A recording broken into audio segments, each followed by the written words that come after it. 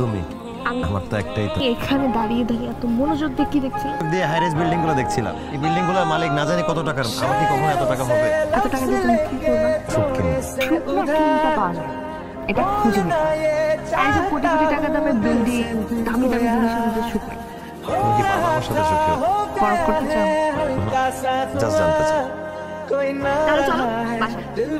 কি সুখ খুঁজতে? তোমাকে কতবার বলেছি আমি, চলো বাসায় গিয়ে বাবার সাথে কথা বলো। মানে তুমি কখনো আমার কথা শোনো না। ওকে ম্যাডাম, আপনি যা বলবেন তাই শিরোধার্য। তুমি এখন কি করছো? আমি একটা সরকারি চাকরি করি। আমি রোডস এন্ড হাইওয়েতে আছি। আমি সিভিল ইঞ্জিনিয়ার, আর পাশাপাশি ফ্রিল্যান্সিং করে টাকা আনি। তা ভাইয়া তোমার স্যালারি কত? জি ভাবি, এটা কেমন কোশ্চেন হলো? একটা মানুষকে তুমি আমাদের সাথে ইন্ট্রোডিউস করাতে নিয়ে এসেছো, তাও আবার বিয়ের ব্যাপারে। জব করে স্যালারি কত পায় সেটা জানতে হবে না ভাইয়া?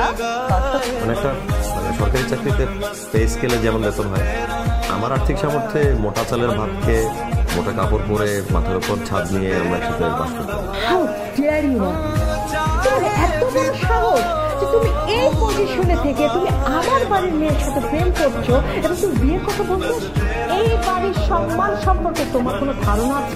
প্রীতি, আমি তোমাকে বলেছিলাম এটা আমাদেরকে ফেস করতে হবে। আমি তোমার জন্য ওয়েট করবো। সমস্যা তোমরা কি করলে এটা? এই ছেলের সাথে বসে যে আমি এতক্ষণ কথা বলেছি এটা তোমার স্বভাব, আর এই ছেলেকে যে আমি ঘাট ধাক্কা দিয়ে এতক্ষণ বের করে দিইনি সেটা ওই ছেলের স্বভাব। মা, তোমাকে আমি বলছি, আমি এই ছেলেকে ভালোবাসি। আমি যদি বিয়ে করি কাউকে, তাহলে আমি এই ছেলেকে করবো। That's fine.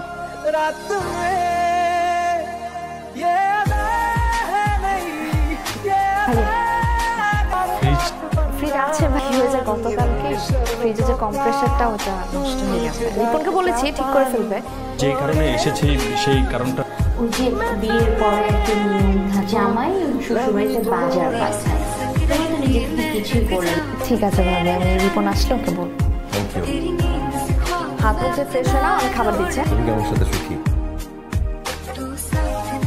না, আমি তোমার সাথে অনেক দুঃখে আছি। আচ্ছা ভালো, কালকে প্রোগ্রাম হবে না? কালকে বাজার করে বাবার বাসায় পাঠানোর কথা। এই ছোটখাটো সুযোগগুলো হাতছাড়া করতে চাই। মম, বেবি, দেখো না জামাই বাজার করে নিয়ে আসছে। ছোট মাছ, মুরগি এবং সবজির দোকান। তুমি কিন্তু খেয়ে যেও, আমি নিজে হাতে রান্না করবো। আমার তো অফিসে মিটিং আছে, আমি আজকে এত লজ্জা করলো না? তোর জামাই ফকিন্নি ছোটলোক তোর একটা বাজার করে নিয়ে আসছে আমার বাসায়, তুই কিছু বলতে পারলি না? ওই ছেলেটা বাজার নিয়ে ঢুকছে, ওকে বোঝে নাই কোন বাড়িতে ঢুকছে বাজার নিয়ে। খুব তো বড় বড় কথা বলে গেছিলি যে এটা করবো ওটা করবো। এই জন্যই আমি প্রথম দিনই ওই ছেলেটাকে জিজ্ঞেস করেছিলাম ওর বেতন কত। তখন তো বলতে পারিনি, এখন আমি জানি ওর বেতন 35,000 টাকা। আমাদের ড্রাইভারের বেতন যেন কত? ড্রাইভারের বেতন হচ্ছে 45,000 টাকা। রাইট। টপ করে মন খারাপ করে এখানে বসে আছে। এই দেখো, আমি তোমার জন্য ফুলের মালা নিয়ে এসেছি। এটা পরে নিয়ে চলো না রেডি হয়ে বাইরে যে ঘুরে আসি। কি হয়েছে স্মৃতি? চুপ করে থাকলে আমি কিভাবে বুঝবো বলো? বুঝবো না কেন? ফিডা খাও বাচ্চা তুমি এখনো? বুঝলাম তুমি এই কাজটা কিভাবে করলা দীপক? ছোট মাছ বাসায় প্রথমবার বাজার করে নিয়ে গেছো, তুমি কাচকি মাছ নিয়ে গেছো, শাকসবজি, একটা মুরগি, 1 কেজি মিষ্টি, অ্যাটলিস্ট 5 কেজি মিষ্টি নিয়ে যেতে পারতা না? আশ্চর্য, তুমি কি বলতেছো? আমার যা বেতন তুমি তো জানোই। আমার সামর্থ্য অনুযায়ী আমি যতটুকু কেনার দরকার ততটুকুই কিনে নিয়ে গেছি। তাছাড়া বিয়ের আগে তুমি আমার ব্যাপারে সবকিছু জানতে। আমি কত টাকা আর্ন করে জেনে তুমি আমাকে বিয়ে করছো। এখন সংসার করার অবস্থায় এই কথা, এই প্রসঙ্গ কেনই বাড়তেছে? আসতেছে কারণ এই যে 20 টাকার ফুল প্রেমের সময় খুব ভালো লাগে, রোমান্টিক মনে হয়, কিন্তু বিয়ের পরে 20 টাকার ফুল ফুল মনে হয় না, কাটা মনে হয়। কাটাই পুরোটা না, কাটায় ভরা।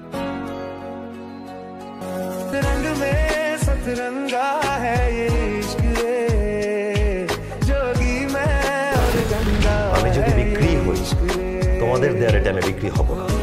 আমার যদি নিজেকে বিক্রি করতেই হয়, আমার বিক্রি করার রেট আমি নিজেই নির্ধারণ করব।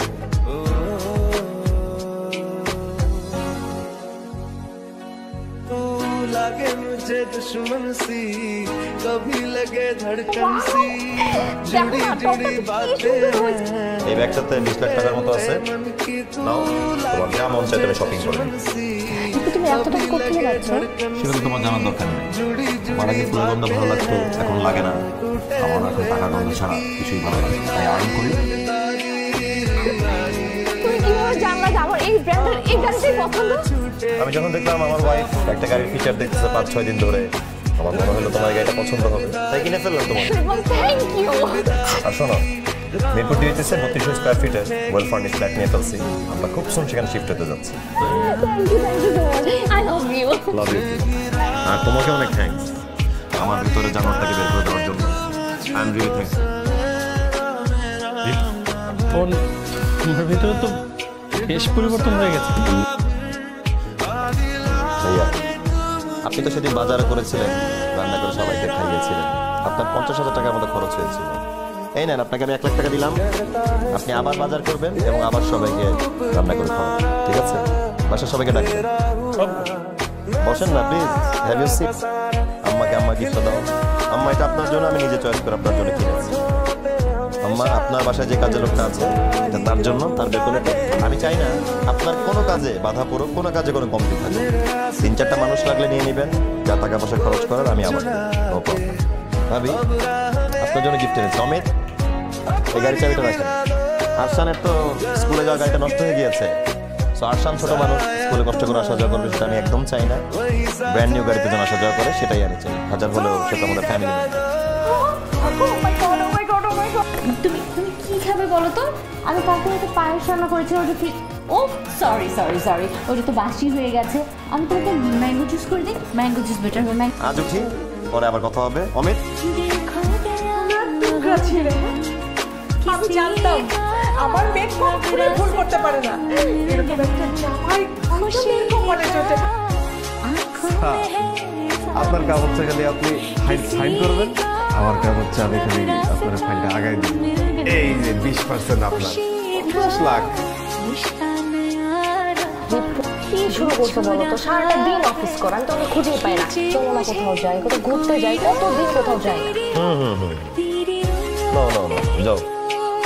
এগুলা কি?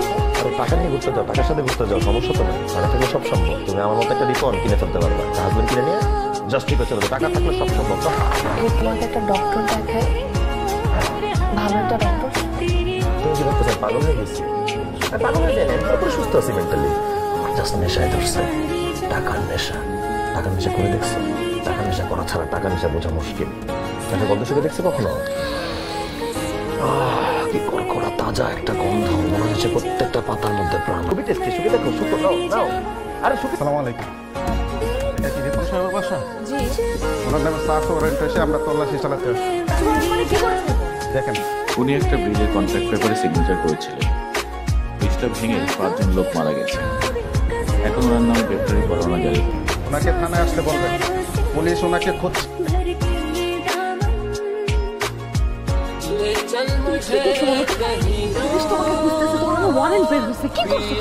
পুলিশ খুঁজতেছে?